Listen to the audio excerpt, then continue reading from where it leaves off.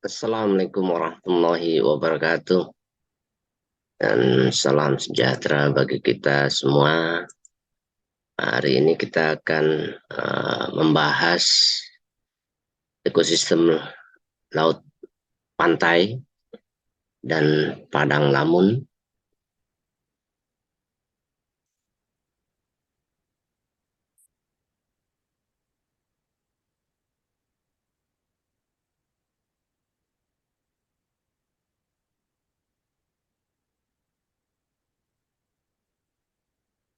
Kita ketahui bahwa ini mata kuliah ekologi perairan, bagian saya yang terakhir yang membahas dengan perairan laut, pantai, dan padang lamun.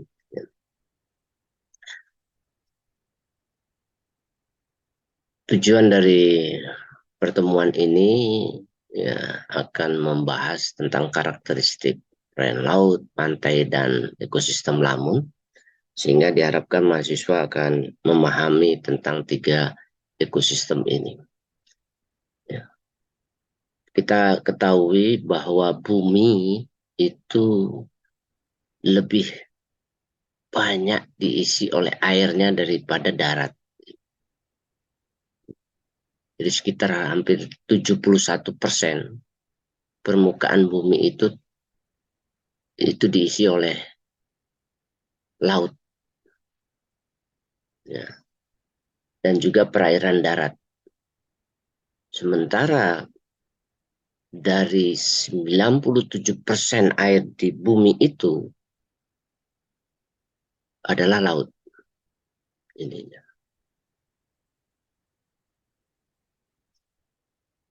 Jadi air tawar itu hanya 3%.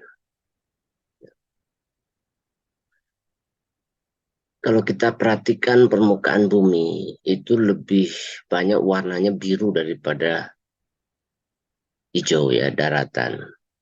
Dan ada 5 samudra, ya. Itu samudra itu adalah lautan, ya, laut yang besar, yang luas-luas. Itu ada Samudra Pasifik, Samudra Atlantik, Samudra Indian, Samudra Arktik, dan Samudra Selatan, ya. Kutub sebenarnya. Nah, yang terbesar itu adalah di Pasifik. Nah, itu di daerah, termasuk juga yang mempengaruhi lautan di Indonesia, ya. Nah, kalau kita lihat posisi Pasifik itu adalah sebelah timur dari Indonesia, dan ini laut yang sangat dominan untuk mempengaruhi perairan laut kita. Jadi kalau ada El Nino mengalir dari masuk ke Indonesia, itu semuanya adalah berasal dari Samudra Pasifik.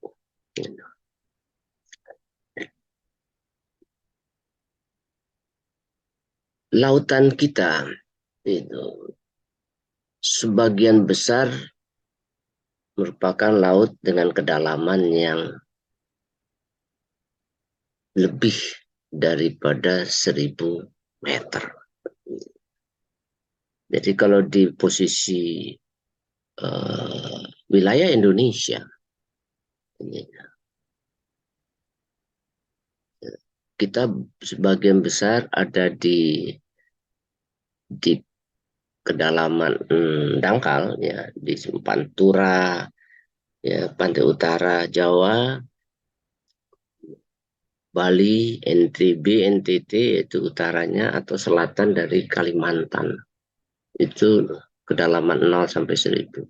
Tapi kalau kita perhatikan bumi ini sebagian besar, ya, lebih dari 1.000 meter, ya, 1.000 meter.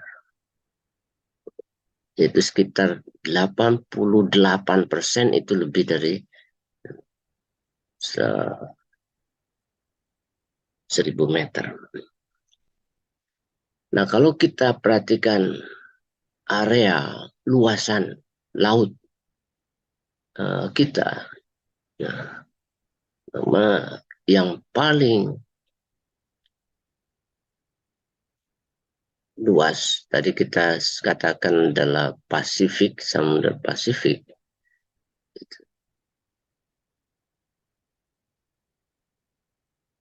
Yaitu sekitar 707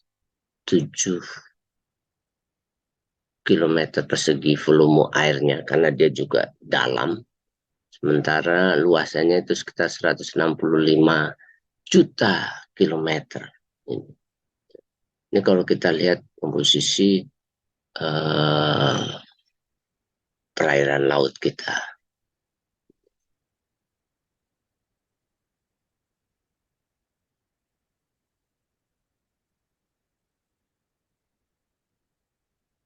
Kalau kita perhatikan, laut sangat mendominasi membentuk karakteristik kehidupan bumi.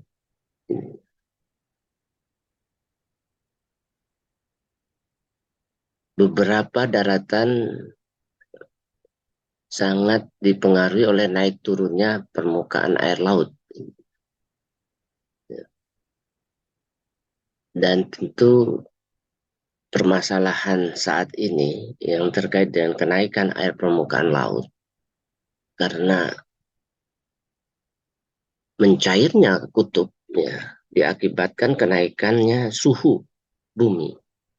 Nah, kenaikan suhu bumi ini akan mencairnya perairan laut di kutub yang menyebabkan permukaan air laut di bumi juga akan meningkat.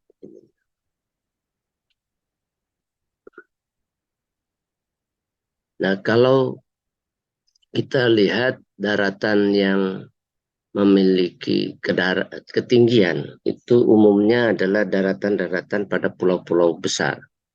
Seperti kita di Jawa, di Sumatera, Kalimantan, Sulawesi, ya, dengan ketinggian sekitar di atas 1000-an meter. Nah, ketinggian daripada darat yang pada pulau-pulau besar itu berimbang dengan kedalaman laut. Biasanya daratan ini memiliki ketinggian daratan yang tinggi, maka lautnya juga akan dalam. Jadi seperti ya gunung tapi dia punya palung. Ini kalau kita perhatikan perbandingan. Sifat air laut tentu adalah asin, ya, ya dengan ditandai salinitas yang ditentukan oleh kadar klorida dan natrium. Itu bahan kimia terlaut yang dominan membentuk sifat salin pada air laut ini. Nah, ini adalah yang kita sebut dengan garam-garam air laut, ya. Unsur-unsur garam itu sampai sekitar 99% itu terdiri dari unsur garam. Ya. Pembagian lingkungan laut secara vertikal itu berdasarkan kedalaman, ya, yang berhubungan masih berinteraksi dengan daratan kita sebut adalah litoral. Ini misalnya pasang surut ini gitu.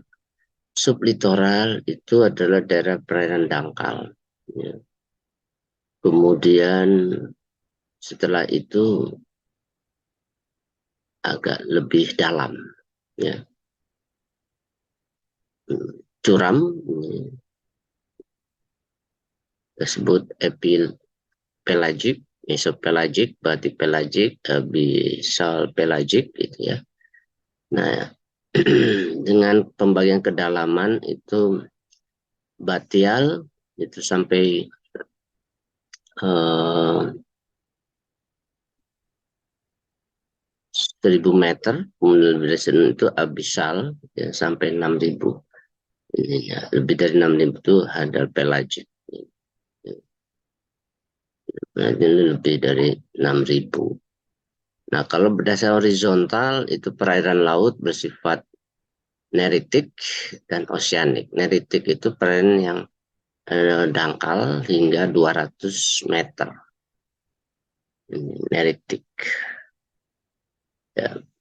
Perairan laut di utara Jawa Barat itu, ataupun selatan dari Kalimantan itu masuk kategori neritik. Ya. Sementara di pantai selatan itu uh, udah masuk oceanic. Ya, oceanic. Kalau sifat kehidupan di laut, ya, biota-biota yang hidup di permukaan itu disebut dengan pelagik. Kalau hidup yang di dasar itu disebut juga bentik.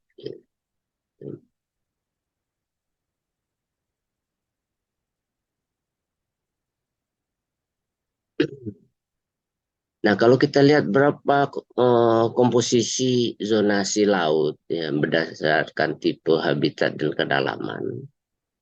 Nah, berdasarkan horizontal, litoral itu sedikit sekali, hanya 3% dari laut itu.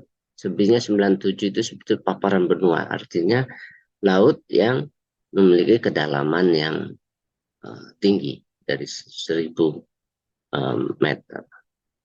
Nah, ini yang tadi saya perlihatkan komposisi dari kedalaman ya, yang dangkal itu sekitar 12%. Kalau berdasarkan kedalaman,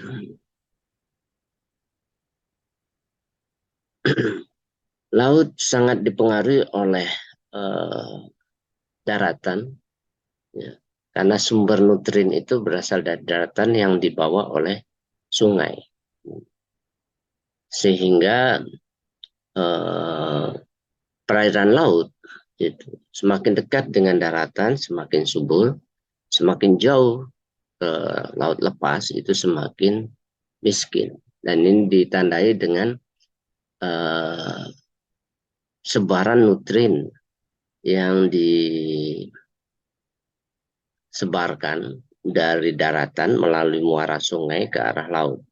Sehingga estuari, ekosistem pesisir itu memiliki produktivitas yang paling tinggi, itu sekitar 21 kilokalori per meter per tahun ininya. Nah, kalau kita lihat berdasarkan eh, pergerakan vertikal air yang kita sebut dengan upwelling, ya, itu yang masih mendapatkan nutrien ya. Ya, upwelling itu pada daerah yang secara berkala dia mengangkat massa air dari dasar laut ya, di mana kita tahu dasar laut itu memiliki merupakan sumber nutrien maka terangkat itu relatif tinggi produktivitasnya. Nah, sebenarnya zona pantai juga termasuk yang relatif subur, tetapi kalau sudah laut lepas itu sangat miskin. Nah, oleh karena itu perairan-perairan yang subur itu seharusnya kita jaga. Yang mana yang kita jaga? Yang kita jaga adalah ekosistem pesisir ya, seperti mangrove, ya ekosistem pantai, berlumpur, ekosistem lamun, seagrass, dan ekosistem terumbu karang yang sudah kita bahas sebelumnya. Nah, jangan kita cemari ataupun jangan kita lakukan reklamasi karena ini perairan-perairan yang subur. Sumber kehidupan laut ada dari sini. Ya. Kalau kita eh, perhatikan, laut ini diisi oleh organisme ya, berdasarkan lingkungan. Karena setiap organisme kebutuhannya berbeda-beda. Organisme secara umum itu membutuhkan perairan yang subur. Gitu. Subur dan umumnya berada di neritik dan yang dangkal dibandingkan dengan oceanic. Ya, sementara secara vertikal itu organisme yang hidup di atas itu disebut epipelagik. Epipelagik ini dari perairan yang selalu mendapat cahaya matahari. Nah, apabila lapisan air itu cukup dengan nutriennya, maka perairan ini termasuk produktif. Kita sebut dengan perairan efotik karena cahaya yang masuk. Dengan adanya cahaya, maka fotosintesis pada lapisan epipelagik ini tetap berjalan. Nah, semakin ke bawah, daya tembus cahaya semakin berkurang. Mesopelagik, batipelagik, sampai abyssopelagik. Nah, pada organisme yang hidup pada kedalaman yang cahayanya berkurang, dia beradaptasi. Bahkan pada cahaya yang tidak ada, ya, pada batipelagik ini dia melakukan metabolisme atau mendapatkan energinya tidak melalui proses fotosintesis, ya, melalui metabolisme di dalam tubuhnya dengan secara kimiawi. Ini bentangan secara vertikal. Beberapa organisme yang hidup di laut, ya, pelagik itu melayang di dalam air yang bentuknya plankton seperti ini. Ini ada nekton, swimmer. Ini nekton itu ada yang bergerak, ya, ini seperti ikan ini nekton berenang. Dan yang di dasar laut ini bentos namanya, bottom dweller. Nah, ini ada organisme dari Echinodermata, kelompok Echinodermata, ada moluska, ya, ini yang krustase juga, ini ada yang hidup di dasar. Faktor lingkungan yang mengendalikan distribusi dan kelimpahan organisme di laut tentu saja ditentukan oleh faktor lingkungan. Semakin dinamis lingkungannya itu selalu berubah, maka organismenya juga semakin adaptif atau semakin sedikit organismenya. Semakin lingkungannya statis, maka organismenya semakin banyak. Nah, faktor-faktor lingkungan yang menentukan adaptasi organisme dan keberadaan organisme diantaranya adalah tekanan hidrostatik. Hidrostatik itu misalnya pasang surut, kedalaman itu, ya, akan mempengaruhi keberadaan organisme. Suhu juga demikian, salinitas, ya. Salinitas ini bisa kita lihat kalau di daerah yang terdapat sebaran salin, misalnya mulai dari estuaria ke arah laut, itu juga ada kan sebaran salinitas mulai dari 5 ppt sampai 33 ppt, sehingga organismenya akan tersebar sesuai dengan sebaran ppt. Oksigen terlarut juga akan menentukan, karena organisme tentu ada yang adaptif, ada yang membutuhkan oksigen sedikit, dia masih bisa hidup, ada yang membutuhkan oksigen banyak. Dia akan mencari tempat yang sesuai. Penetrasi matahari, arus, gitu ya, arus kuat dan lemah, dan juga ketersediaan makanan. Nah, beberapa ekosistem penting laut ini yang kita juga sudah bahas, ya, sebelumnya, yang terkait dengan ekosistem pesisir seperti seagrass, ininya pasang surut dan terumbu karang, ya. Ini seagrass. Seagrass kalau kita lihat, hanya melihat kumpulan seagrass, ya, kita ada 13 spesies dari lamun ininya, maka kita sebut padang lamun. Tetapi kalau dia membentuk sistem ekologi, maka kita menggunakan nama kata lamun. Jadi ekosistem lamun itu adalah lamun plus dari biota-biota yang berasosiasi dengan sana. Nah, ini bentuk-bentuk ekosistem laut lainnya, pulau kecil, terumbu karang, ya, pantai surut, ya, dan surut intertidal, satu lagi mangrove. Ya. Untuk laut terbuka lebih sedikit ragamnya, ya. Dan organismenya, tetapi dia memiliki gradien atau stratifikasi secara horizontal itu semakin ke arah tengah laut dan musiman, dan juga stratifikasinya ke vertikal. Ya. Biota tergantung juga sangat tergantung pada plankton dan makanannya. Oleh karena itu tingkat kesuburan laut akan menentukan biota. Produktivitas primer juga terbatas di laut terbuka. Seperti kita ketahui, suplai nutriennya itu berasal dari laut.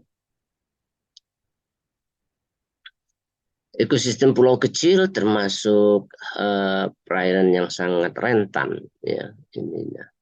Karena dia pulau-pulaunya kecil, dia perubahan dinamika laut sangat mempengaruhi pulau-pulau. Jadi kalau kita ada perubahan bentangan dasar laut, misalnya penambangan pasir, ini bisa mengakibatkan tenggelamnya pulau. Kenapa? Karena ketika pasir diambil, maka legokan dasar laut itu menyebabkan meningkatnya gelombang laut ke arah pulau.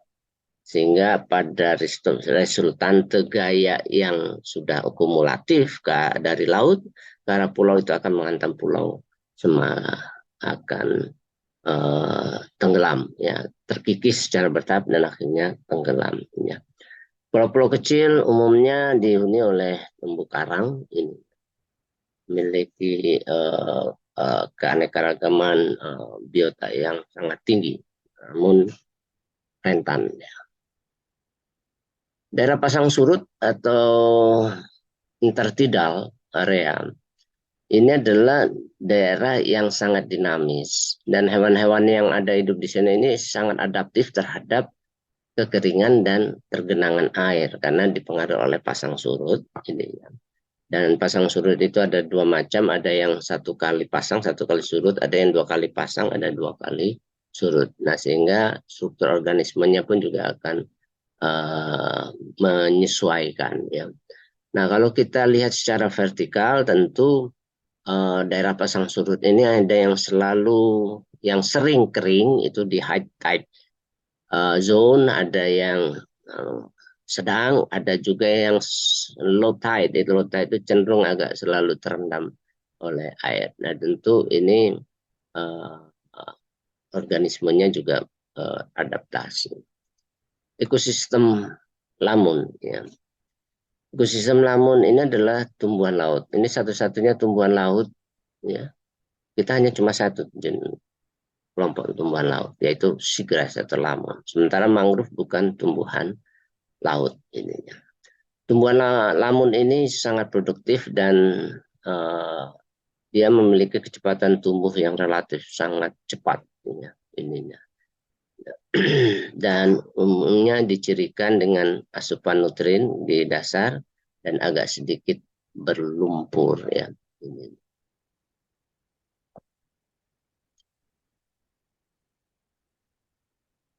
Di Indonesia ada 13 spesies, ya, dan dibagi dengan bentuk morfologi, ya, dari daun, ya, daun bentuk daun daripada lamun. Jadi kalau kita perhatikan struktur lamun itu ada daun, ada batangnya bermodifikasi bentuk rizom. Batang juga berfungsi juga sebagai akar rizom, akar sehingga disebut juga akar rizom, dan akarnya sendiri yang cabangnya lebih halus ininya. Nah, rizom dan akar itu terbenam di dalam substrat, ya. Dia mampu mengambil nutrien di dalam substrat. Begitu juga daun, sebenarnya keistimewaan lamun adalah daun juga bisa menyerap nutrien di dalam air. Ini satu-satunya tumbuhan di dunia yang bisa menyerap nutrien baik di darat maupun di air. Ininya, ya. Ini. Sehingga kenapa lamun itu memiliki kecepatan tumbuh paling cepat dibandingkan tumbuhan-tumbuhan lainnya. Ya. Indonesia memiliki sebaran lamun yang relatif baik. ini ya. Em, kita tahu berada di perairan yang paling subur dan kita memiliki peran ekosistem lamun penting di dunia. Ininya. Oke, saya akan coba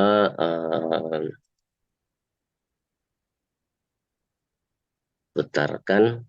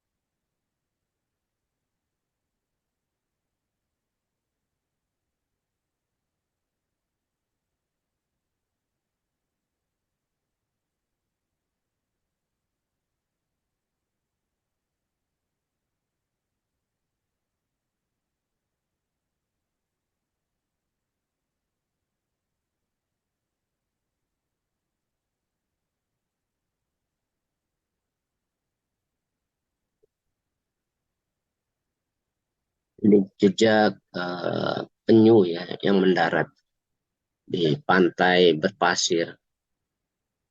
Ini sarangnya penyu. Ya. Penyu dia akan menggali pasirnya dulu, membuat lubang, kemudian dia melepaskan telurnya, baru ditutup kembali.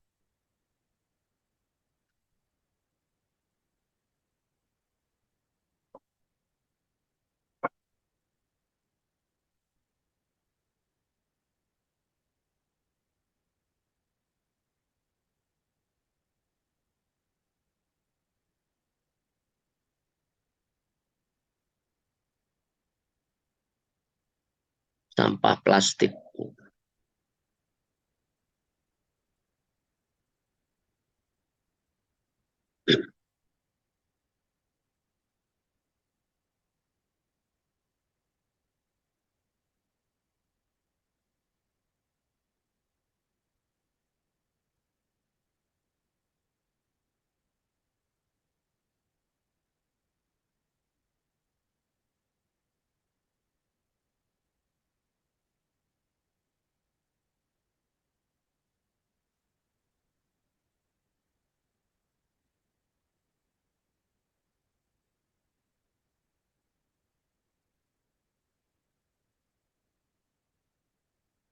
Vegetasi pantai sebagai sabuk hijau atau jalur hijau pantai ini sangat penting untuk melindungi pantai ya dari erosi dan abrasi.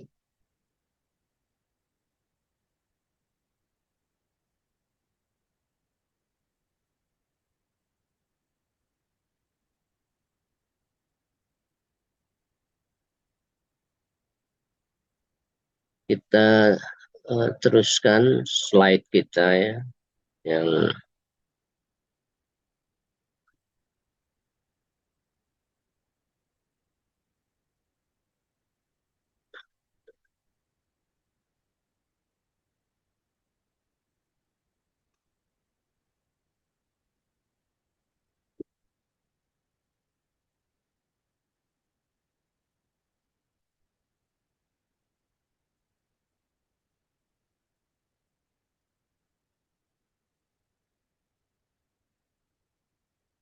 ini posisi kondisi atau sebaran seagrass kita. Nah, ekosistem lamun ini sangat penting bagi kehidupan laut. Ya. Kita lihat ya sebagai produser dia sumber energi karena dia mengolah melalui fotosintesis dan menyerap nutrien dari sedimen dan air. Dan dia dimakan oleh biota ya sumber makanan tentunya sebagai uh, apa bagian dari siklus energi ya. Tempat hunian organisme tentunya karena uh, struktur lamun membentuk rumah ruang gitu ya, tempat hunian, tempat berlindung dan juga tempat pembesaran ya. Dia sebagai tempat spawning ground juga, spawning ground tempat memijah dan tempat pembesaran. Karena dia tempat untuk berlindung beberapa larva.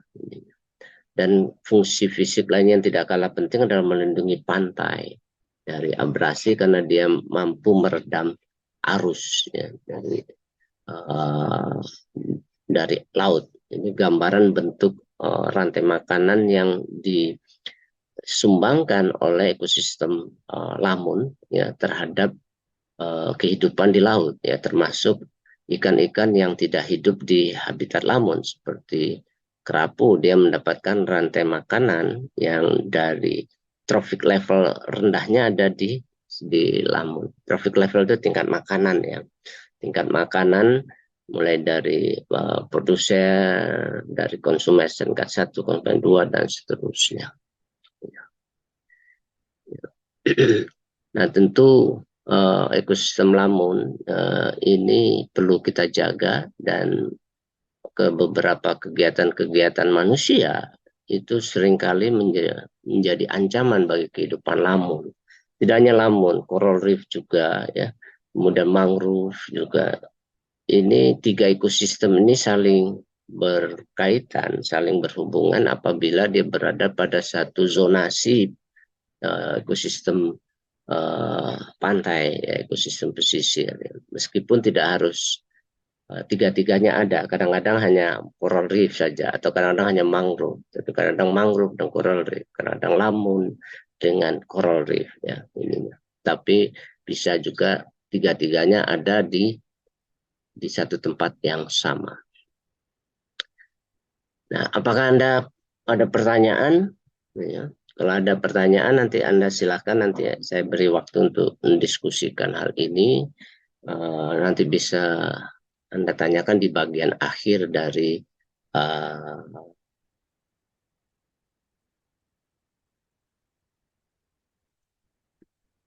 kuliah ini. Namun sebelumnya saya akan coba putarkan bervideo seagrass, ya.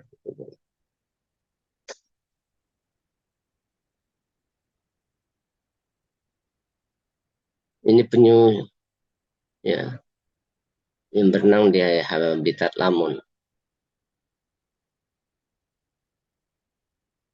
Beberapa komunitas ikan.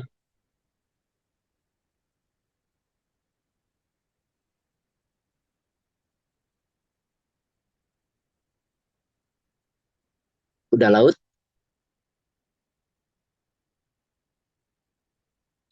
kan laju julung-julung, ya.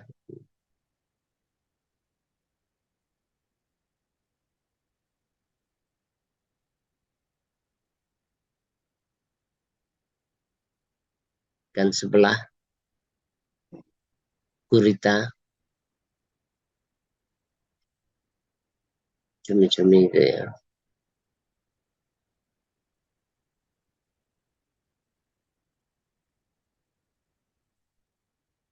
Beberapa ikan mencari makan di habitat lamun.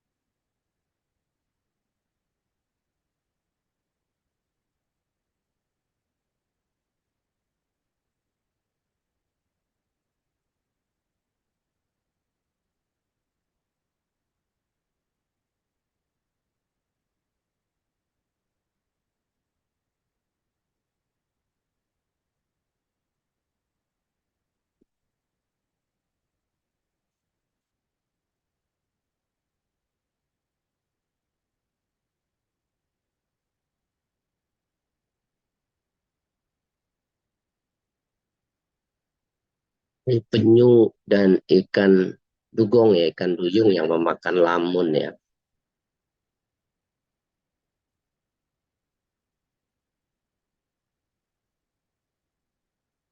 Campari